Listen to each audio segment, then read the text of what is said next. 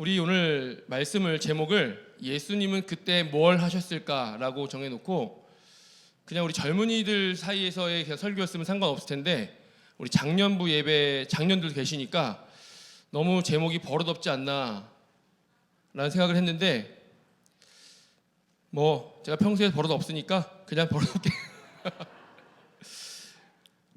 우리 2014년 4월에 우리나라에 굉장히 중요한 일이 하나 있었습니다.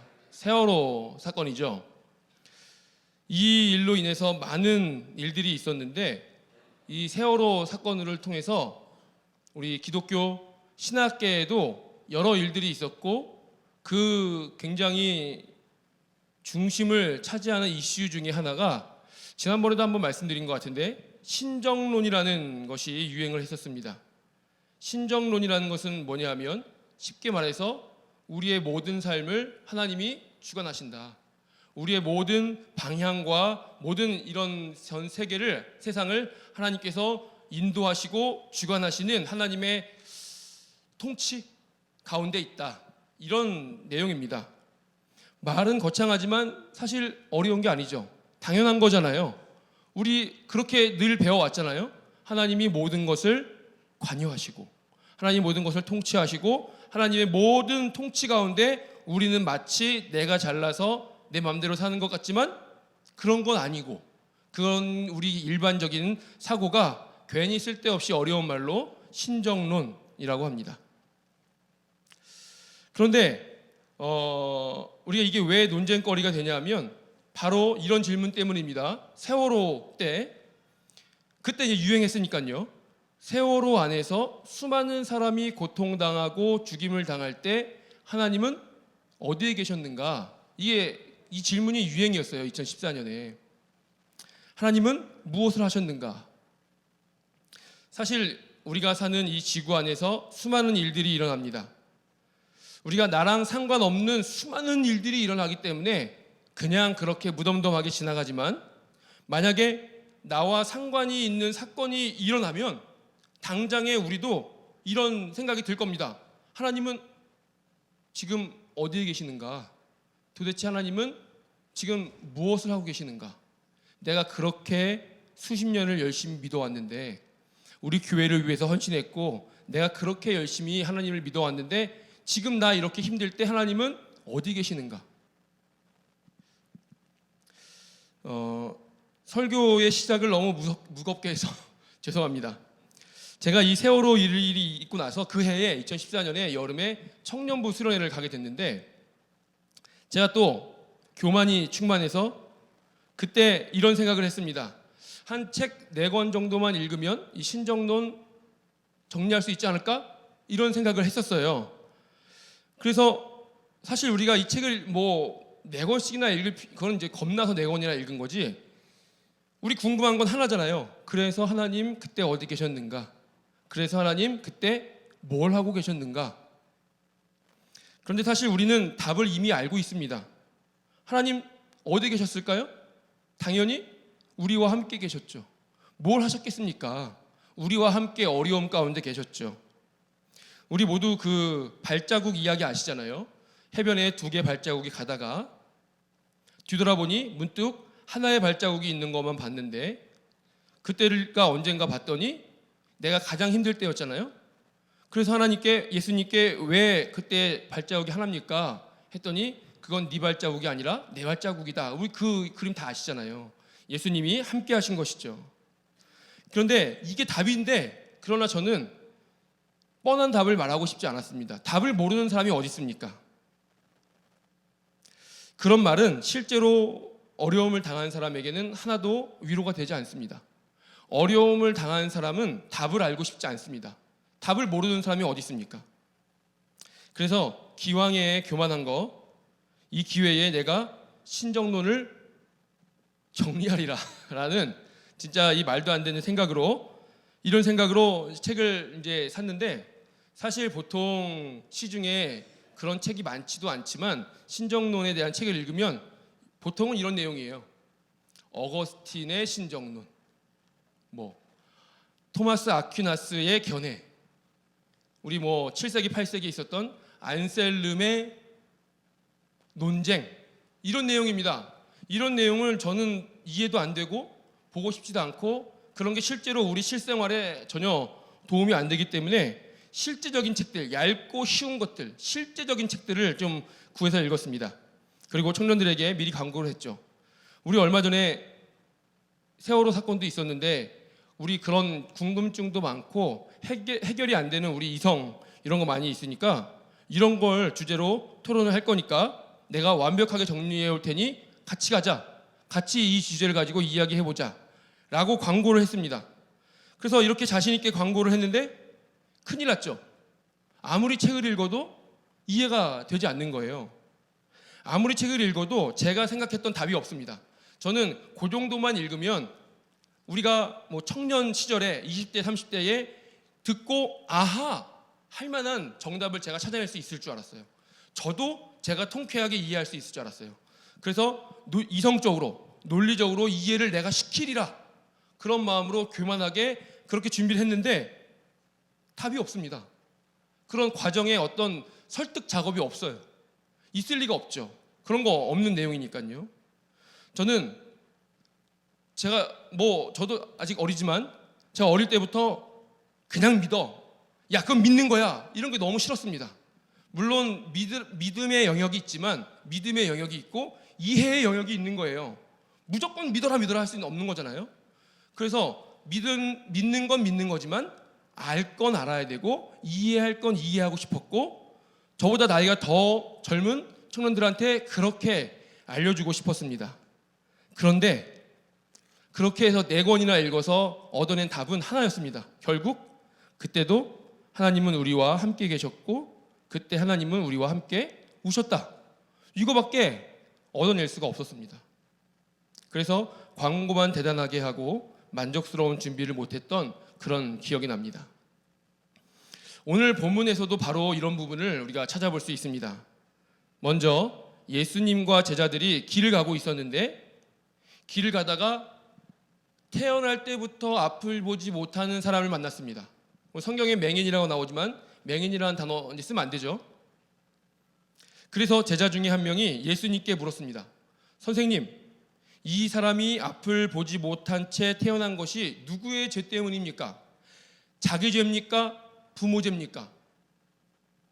물론 이런 게 궁금할 수도 있죠. 그리고 신학의 깊이를 더하기 위해서 이런 역사적 사명을 띠고 이런 논쟁을 한다면 건강한 논쟁이 될 수 있습니다.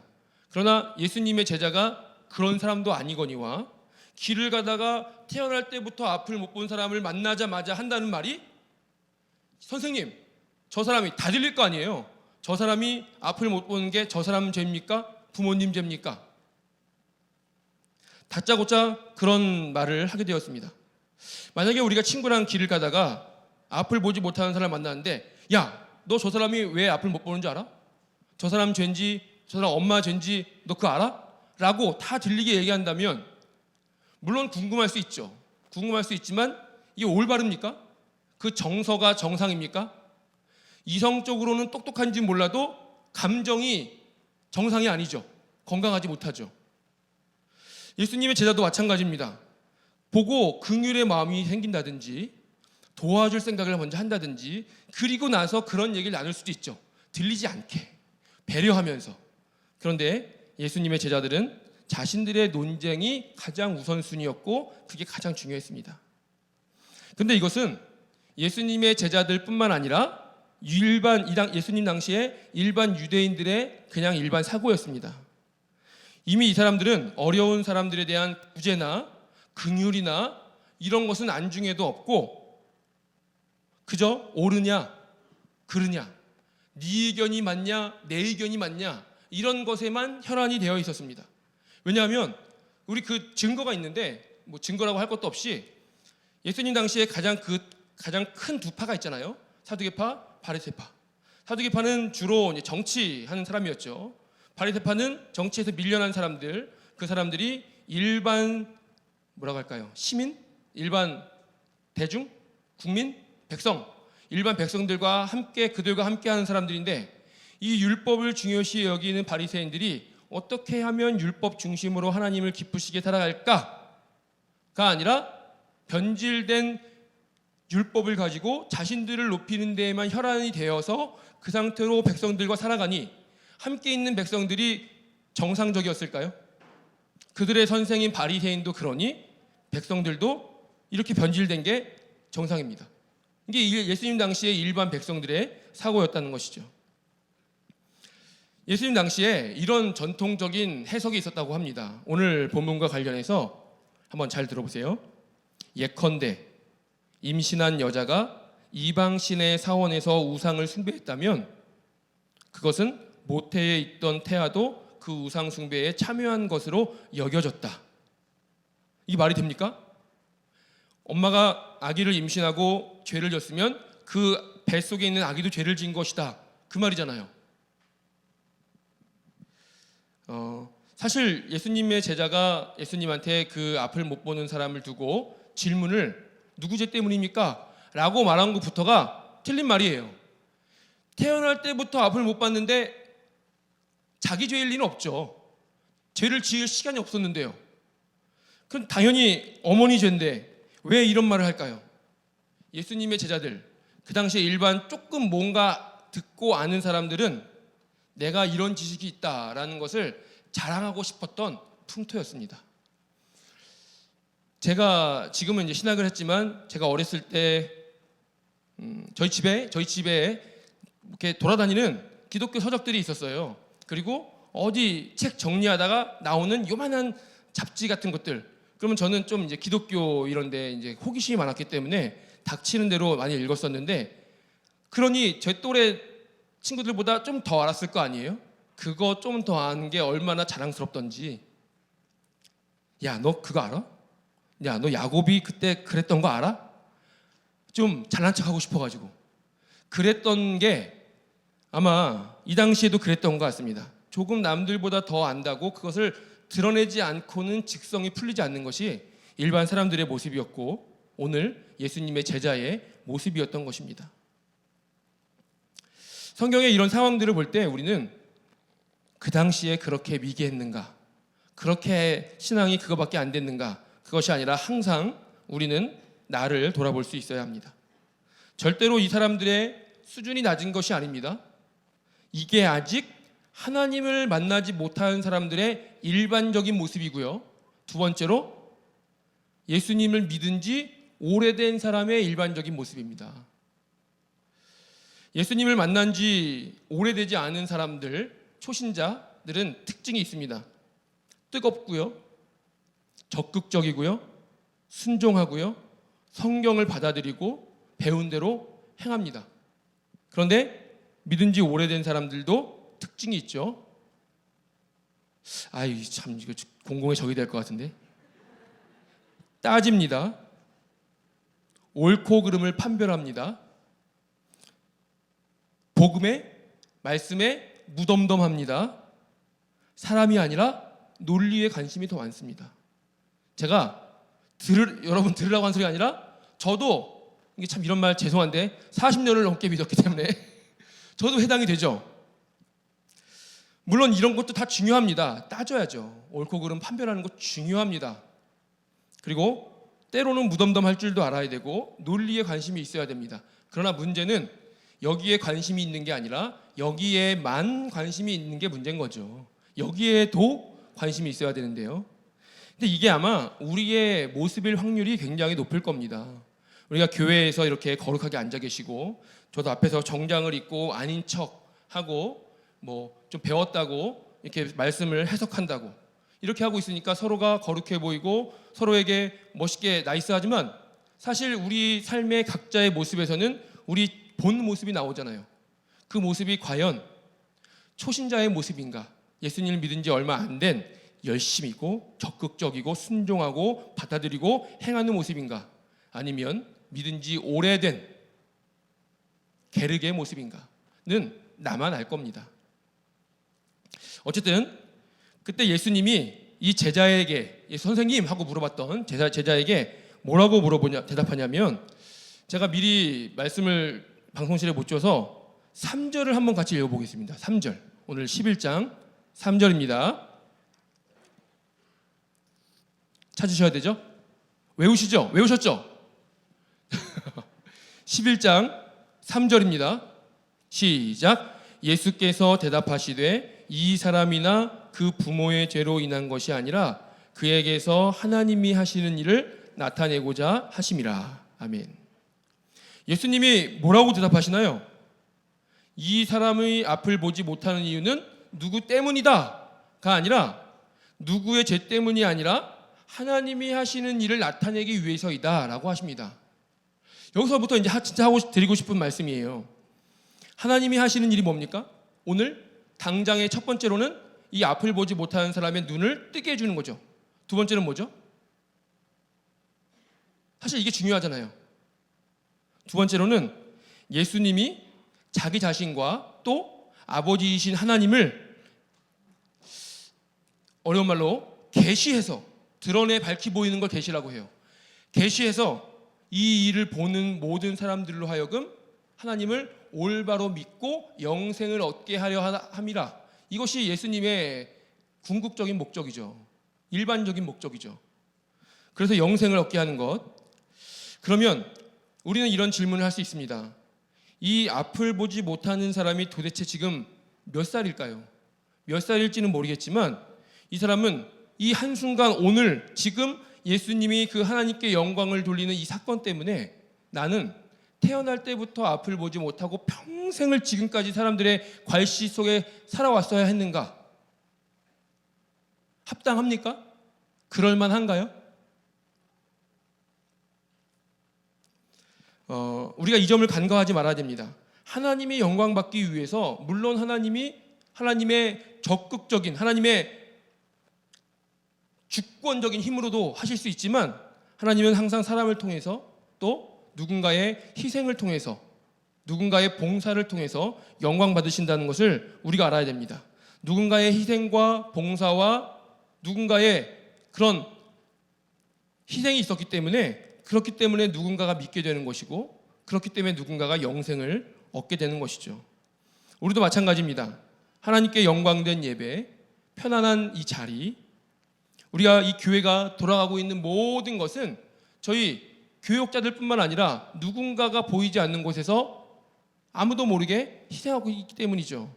제가 어제 밤 늦게 사무실에 있었는데 누구라고 말씀을 드리지 않겠지만 어느 한 분이 와서 저보다 더 늦게까지 일을 하고 가시더라고요. 안수 집사님 중에 한 분이었는데 그런 분들의 희생이 있기 때문에 그 분야의 일들이 돌아가는 것이고 누군가가 늦게까지 아무도 모르는 곳에서 제가 왜 이렇게 늦게 왔냐니까 저희들 일하는데 방해될까 봐 그렇대요. 그래서 그걸 들으면서 아직도 우리 교회에 희망이 있고 이런 교회, 아직도 우리 교회에 이런 마음을 가지고 일하시는 분이 계시는구나라는 것을 생각했습니다. 그러면 오늘 이 앞을 못 본 사람, 이 사람의 희생은 당연한 것입니까? 이 당사자나 이 어머니가 이렇게 물어볼 수 있겠죠. 왜 하나님의 영광을 위해서 꼭 하필 나여야 합니까? 이 어머니 그러겠죠. 왜 하필 내 아들이어야 됩니까? 이 수많은 사람 중에 하나님의 영광을 돌릴 사람이 없어서 우리 아들이어야 됩니까? 나여야 됩니까? 우리라면 어떨까요? 하나님께서 영광만 받으신다면 이 앞을 보지 못하는 태어날 때부터 이 사람의 역할을 내가 대신할 수 있습니까? 내 아들이 대신해도 괜찮습니까? 우리는 이런 점을 간과하지 말아야 된다는 것이죠. 요한복음 11장에 보면 죽은 나사로가 나옵니다. 마르다와 마리아는 예수님께 사람을 보내서 나사로를 고쳐달라고 하죠.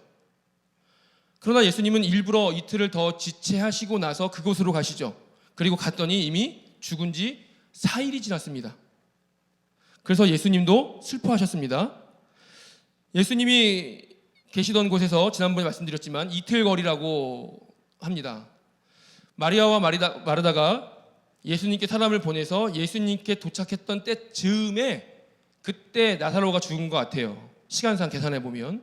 그리고 거기서 이틀을 더 있었고 가는데 이틀이 걸려서 총 4일이 걸렸는데 가보니 죽은 지 4일이 걸렸으니까요. 그러면 얼마나 비통합니까? 예수님이라면 하실 수 없으셨을까요? 물론 바로 와도 늦었을 겁니다. 근데 왜 예수님 지체하셨습니까? 왜 예수님 늦더라도 허겁지겁 오시지 않았죠? 왜냐하면 하나님의 영광을 위해서 아닙니까? 첫 번째로 당장에는 나사로가 죽었다가 살아날 것이고요. 두 번째는 이 사건을 보는 모든 사람으로 하여금 예수님을 믿고 하나님을 올바로 믿어서 영생을 얻게 하는 것이 목적 아닙니까? 그럼 결국 살아났으니까 된 건가요? 아, 나사로 괜찮아. 너 그렇게 아팠고 힘들고 괴롭고 죽음 속에 두려웠어도 살아났잖아. 괜찮아. 괜찮습니까? 나사로가 살아날 줄 알았나요? 만약에 안 살아났으면 어떻게 하죠?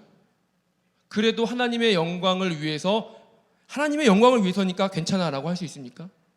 나라면 괜찮습니까? 우리 가족이 그랬으면 어땠을까요?